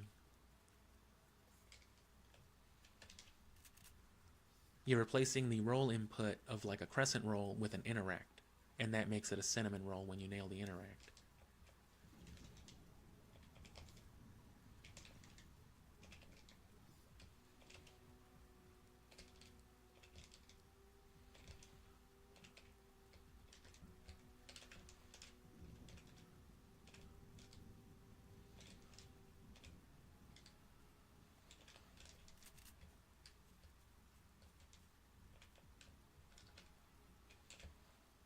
And you can hard shift the momentum even more.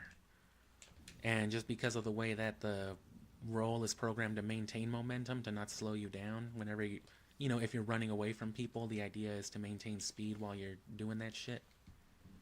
It'll retain all of that momentum, so if you need to hard turn, you'll hit a really hard fast right or something like that coming off of these rolls. So if you need to really stick a diagonal landing and then hit a hard left, you can do it mid-roll. It just takes like precision. It could have been done a little better than that even.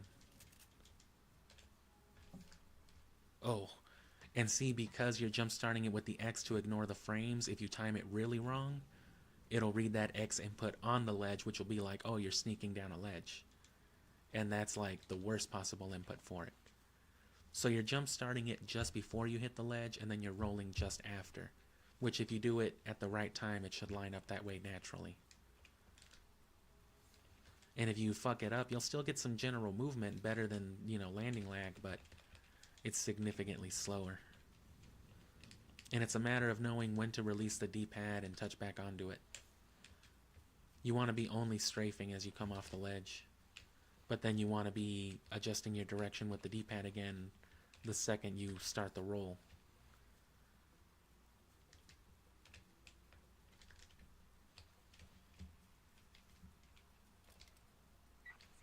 And in most cases, you want to do a running dog walk, which involves crouching just as you're about to interact with the bomb.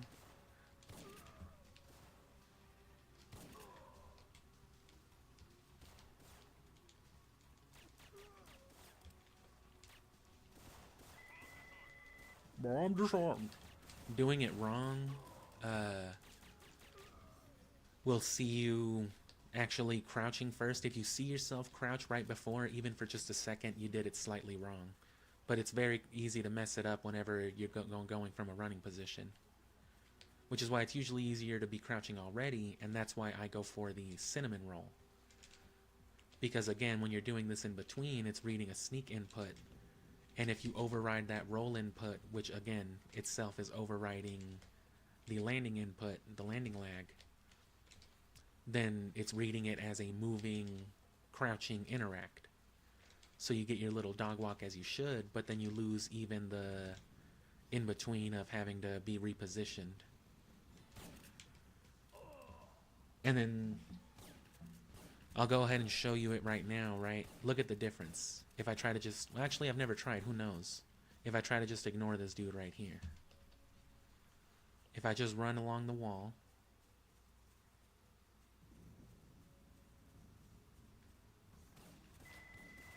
Tell CBDC I failed. Okay, well... I was still pretty early there. So let me give it another go.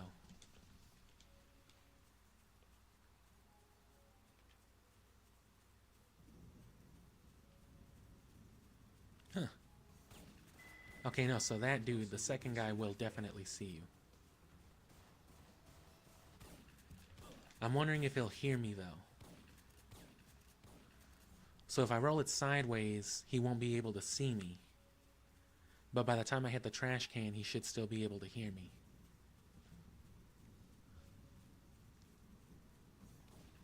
Yeah, okay. Okay, well before it.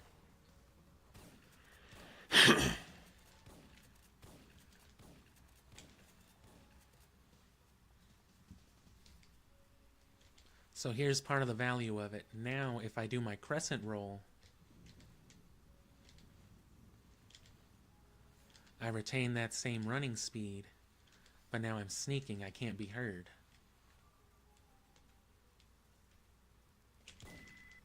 Check. Leon. Right. And yeah, you can get some inputs in between that forced call. I'm just trying to figure out how to exploit it. But see, that's a good instance right there of when that becomes useful. You'll do something similar, and I'll go more into camera angles and NPC spawns and stuff like that later on, but... Or like in a different session, maybe tomorrow.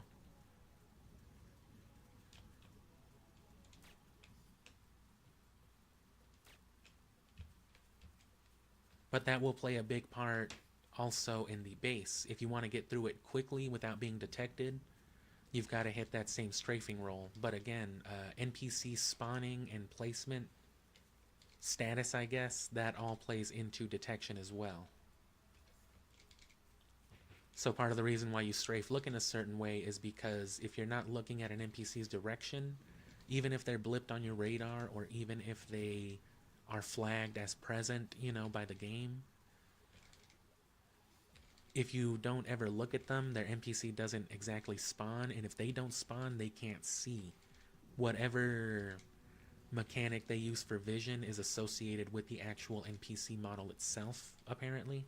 So if you don't render the model, if you're not looking their way, if you don't spawn them in, they can't see you. That being said,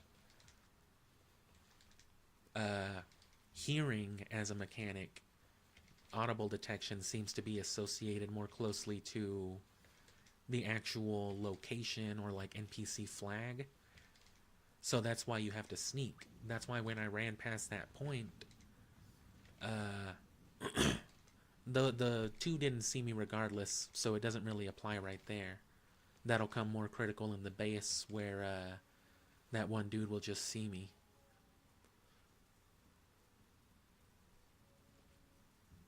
Because he's literally just looking in that direction.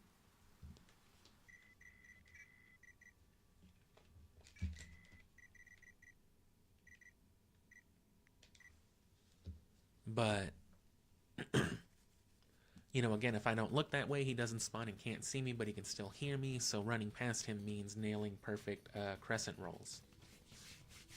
Again, to maintain speed and stealth. Which the point of doing that is to get to Gabrick without having to restart at the checkpoint and still get an easy headshot and not have to lose a bunch of health with the mobs that spawn.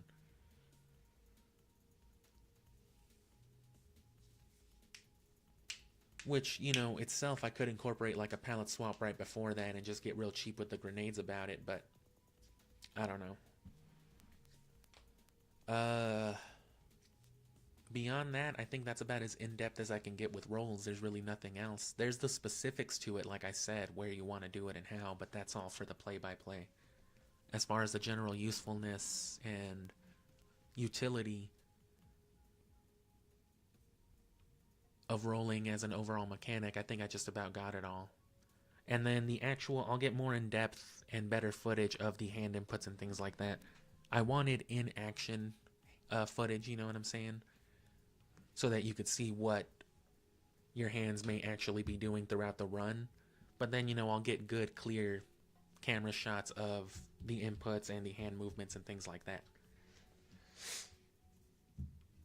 Because again, it's not very hard inputs. At most, you're pressing maybe 3 or 4 buttons at the same time, all of which are very accessible. You know, a trigger, a D-pad, a face button, whatever. But sequencing is important, and I'll get into sequencing, which is, you know, the order in which a button in any given command is pressed. I touched a little on sequencing with the Hawaiian roll or the standing to running roll.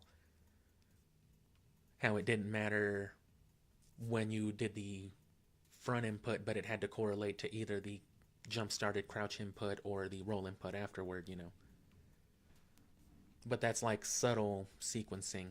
In some cases, as far as like aligning certain skips, it gets very, very specific as well. As far as I know, I can do the fire skip and the base bunker faster than anybody I've seen do it, including basically every speedrun entry I've ever seen, not just the top ones. And that has a lot to do with button sequencing. It's not just the command that I'm doing it, it's the order that I'm pressing those buttons in. Because if you fuck up the order, the sequencing at all, you either go at the wrong angle or you don't get the right distance, so on and so forth. So it does play, so that is its own big topic, which that'll come later because that's a little more abstract and I expect you to understand more of everything. Not more of everything in general, but you know, all the general stuff. So all the stuff that I covered with rolling will get covered in its own, like, probably... I haven't, you know, as a content creator, I haven't touched on the longer short stuff, so I might make, like, maybe 2 to 3 minute shorts for this stuff with the controller footage. The stuff that I covered in this stream right here. Because there is quite a lot with rolls, the different stuff, but it should all, once I work out everything that I've talked about, it can be covered in like a minute of dialogue, easy. I just want to show off a lot of footage for it. But then tomorrow, I will probably touch more on interact skipping and specific stuff like that. And lag skipping in general. I did touch on how rolling can augment that sort of stuff, but you know, I'll touch on that specifically. And then later on, I'll probably get into NPCs, how they spawn, how they interact, the stuff that I was talking about, you know, just a minute ago. I'll get in depth with that.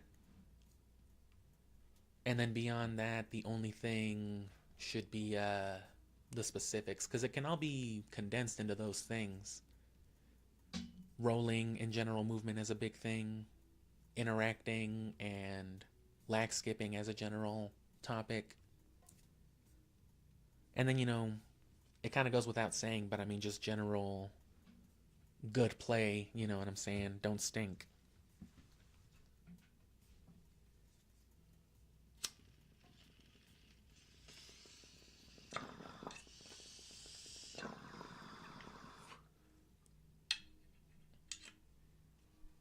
Like I said, the specific stuff as to the when and where of the speed run, that will be the play-by-play. That'll be like an hour-long long-form video once I get a good run to work with.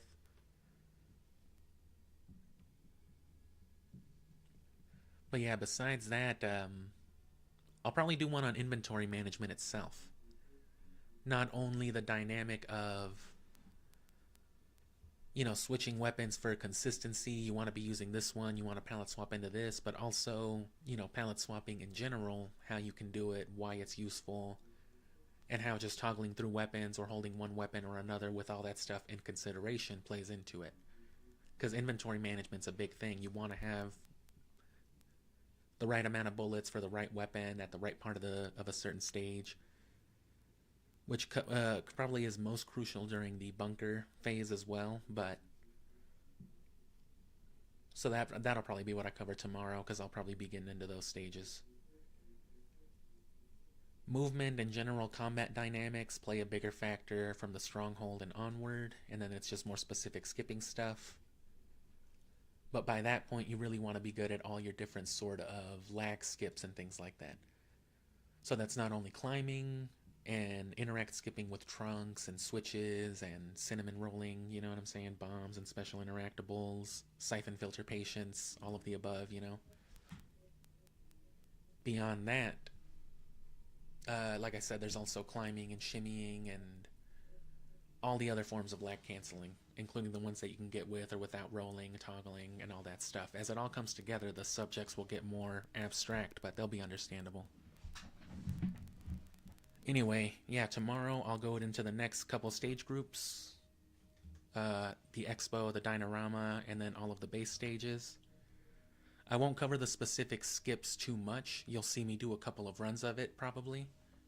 Like you did today while I capture the camera footage. Or the hand cam footage. And then, like I said, I will focus on the inventory part, because it's probably, like I said, most critical during the bunker stage. Because you want to be able to roll underneath the doors, but you also want an automatic weapon to be able to do like the however many interact skips it is. It's like 14 in that one stage, all over the course of like a minute and a half. So it's a lot of stuff. And then you also want to have ammo in that gun to actually shoot the other stages, the other switches that you can't reach with a normal interaction. So we'll be doing a lot of palette swapping. I'll touch more on rolling because, like I said, it's critical to maintaining stealth in the base stage. But it'll mostly be maintaining ammo and palette swapping, because that's also where palette swapping becomes necessary for the fake grenade glitch. Which that's all simple enough, but just tune in tomorrow for that. I'll try to start a little bit earlier, at least 11:30, but I probably won't run it as long as I did today. So tune in then, and then subscribe if you want to see the shorts, which that'll probably take 5 or 6 days after I finish these sessions. So expect this one in like a week, and then so on and so forth as the days go on.